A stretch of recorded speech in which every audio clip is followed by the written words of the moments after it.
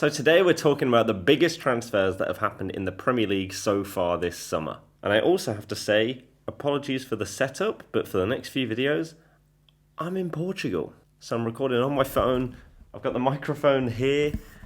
I don't know how this is going to look or sound, which is why the videos might be shorter, but you're still getting content. So first up, we have to talk about the absolute mega signing that is Erling Haaland. We knew that this summer, with his contract release clause that he had, that he was going to go for a cut price to one of the mega teams. Real Madrid looked like a very good option for him. But so did Man City, with his dad and everything that happened here before. It made a lot of sense for him to potentially go to Man City, especially after they missed out on Harry Kane last summer. And so they went for it. They went in early, and by all accounts, they went in pretty much like, we're getting you. It doesn't matter what anyone else says, you're coming here. And it's happened. So, assuming that everything goes right with medicals, with visas and all of that nonsense, he is a Man City player. And finally, for the first time in a few years, since Aguero was really hitting it off, Man City are going to be as good as they currently are, but with a world-class striker heading that front line. It's going to be absolutely terrifying.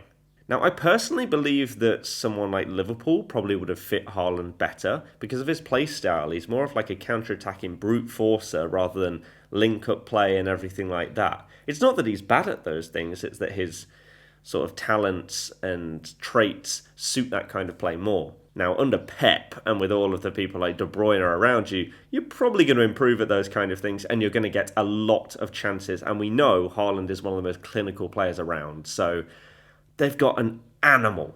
And how do they not win the league next season? Is this the signing that finally pushes them to win the Champions League? What do you guys think? And then at the time of recording this morning, Liverpool have apparently basically got Darwin Nunez done deal.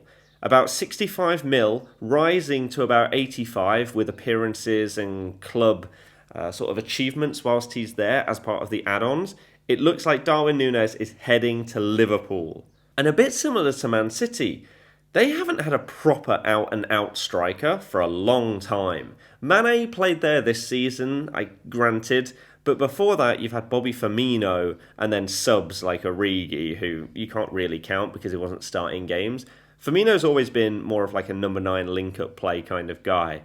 You're going back to like Benteke, Ricky Lambert. Not great, really. So maybe having that focal point for Jota, Diaz and Salah to work with up front is going to be a massive plus for Liverpool and sort of the next step in Klopp's ideology. I'm really fascinated to see how they're going to play with a proper striker rather than, as I say, that sort of false 9 link-up play artist. And what's also incredible to see is that the two big boys are both going out and spending big money on a striker in the same transfer window. Now, we saw Chelsea do it last year with Lukaku.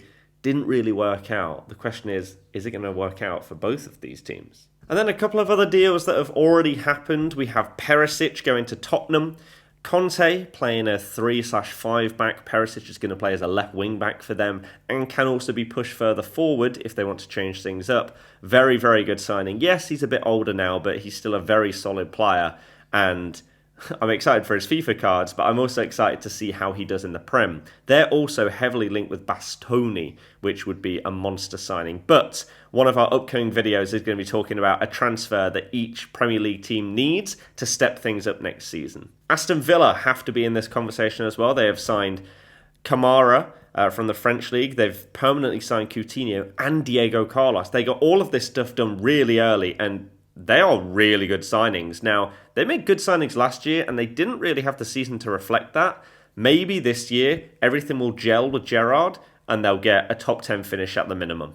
And so, as I said, some of these videos, or at least this first one, is going to be shorter just to test my setup and everything before I do the following one. So my question to you is, who do you think is the best signing that has been made so far in the Premier League, and how do you think it's going to affect the team that they've joined? Thank you very much for watching. Hopefully this setup is okay, and if so, you've got a week's worth of content upcoming. Hit the thumbs up, subscribe. See you guys next time. Goodbye.